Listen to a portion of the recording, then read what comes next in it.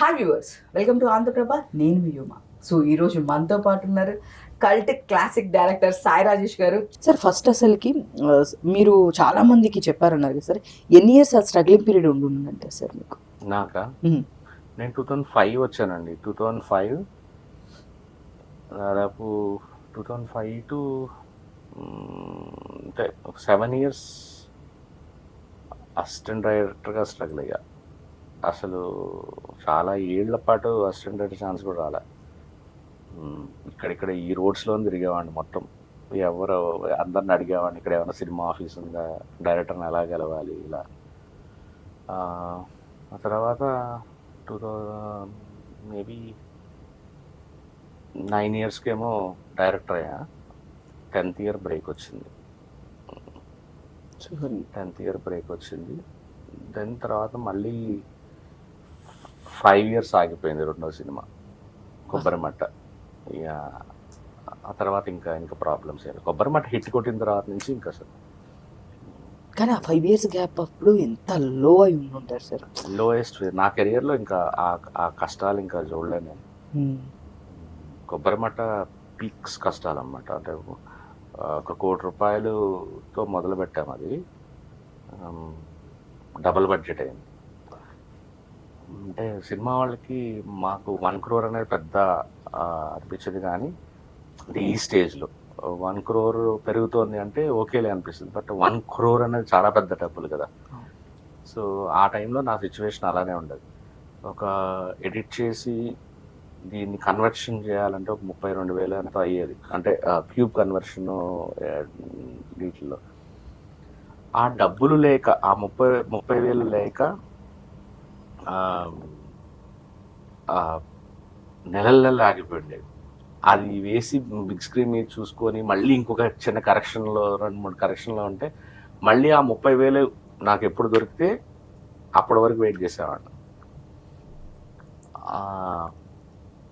నాకు అసలు ఆ రోజుల్లో నాకు తెలిసిన ప్రతి ఒక్కళ్ళ దగ్గర అప్పు చేసి సినిమా చేశాను. అని నాకు మ్యాట్నీకి వచ్చేసినాయి డబ్బులని. మార్నింగ్ షో 11 గంటలకు ఎప్పుడో మొదలెడితే మధ్యాహ్నం 3కి 5-7 పడిన కష్టాలు డబ్బులు 2 షోలతో వచ్చేసినాయి నాకు. సో అట్లా ఇస్తే అలా ఇస్తుంది, లాక్కుంటే అలా లాక్కుంటుంది. కానీ నేను విన్నాను యాక్చువల్గా ఆ టైంలో సంపూర్ణేష్ బాబు గారు మీ ఫ్లాట్కి ఒక 12 lakhs ఏదో అడ్వాన్స్ ఇచ్చారు అని విన్నాను సార్. ఏంటి సార్?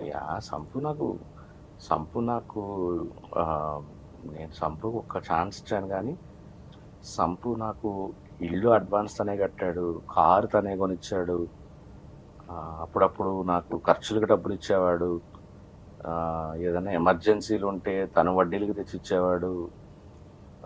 ఒక్కోసారి వాళ్ళ పొలం కుదవబెట్టి డబ్బులు ఇచ్చేవాడు, వాళ్ళ భార్య నగలు పెట్టి ఇచ్చేవాడు కొబ్బరిమట్ట ఫినిష్ చేయడానికి.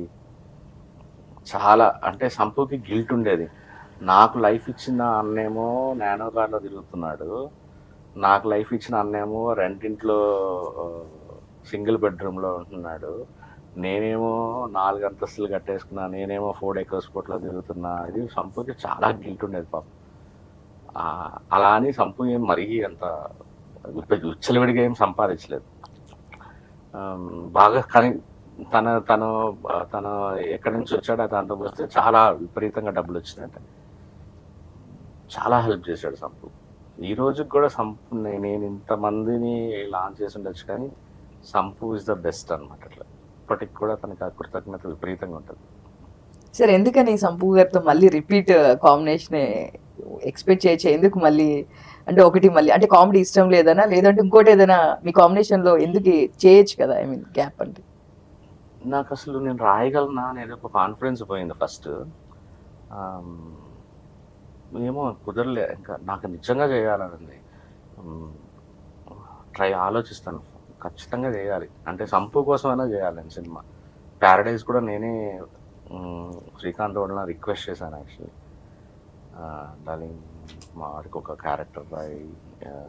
సంపుని చాలామంది ఎలా అంటే నువ్వు హీరోగా చేసావు కదా, క్యారెక్టర్లు ఏం చేస్తావు ఎట్లా ఉండింది. తర్వాత తనే ఒక డెసిషన్ తీసుకున్నాడు. శ్రీకాంత్ని రిక్వెస్ట్ చేసిన తర్వాత బెస్ట్ రోల్ రాశాడు. మేబీ ప్యారడైజ్ అయిపోయిన తర్వాత నేను ఏదో ఒకటి రాస్తాను సినిమా. సో అంటే లుక్ కూడా మొత్తం చేంజ్ అయిపోయింది. బేసిక్గా సంపూర్ణేష్ బాబు గారు అనగానే కొంచెం కామెడీ సినిమాలు చేస్తారు, ఈ వేలో ఇప్పుడు వరకు చూసాం కదా. సో రీసెంట్గా మేము వచ్చిన వీటిలో కానీ బయటగా చూస్తాం, టోటల్లీ లుక్ చేంజ్ అయిపోయింది. నాకు తెలిసి ఆఫ్టర్ ప్యారడైస్ సంపూర్ణేష్ బాబు గారిది మొత్తం వేరేలా ఉంటుందేమో అనిపిస్తుంది. ఐ మీన్ అది చూసిన తర్వాత ఒపీనియన్ చేంజ్ చేద్దాం అనిపిస్తుంది. ఆయన లుక్స్ అవన్నీ చూస్తే కనుక అరే ఇలా ఉన్నారా సంపూయేనా అనిపించింది. ఆ గెటప్ అంతా వేరియేషన్ మీరు చూసింటారు కదా, మీకేమనిపించింది సార్? సంపు ఫెంటాస్టిక్ యాక్టర్ అండి, అది చాలా తక్కువ మందికి తెలుసు. కొబ్బరిమట్ట హృదయకాలం చేయడం ఈజీ ఏం కాదు యాక్చువల్లీ. పెద్ద పెద్ద పేజీలు డైలాగులు ఉంటాయి సినిమాల్లో. నాకైతే హ్యాపీ అండి, అంటే ఫైనల్లీ ఒక దారిలో పడ్డాడు మళ్ళీ.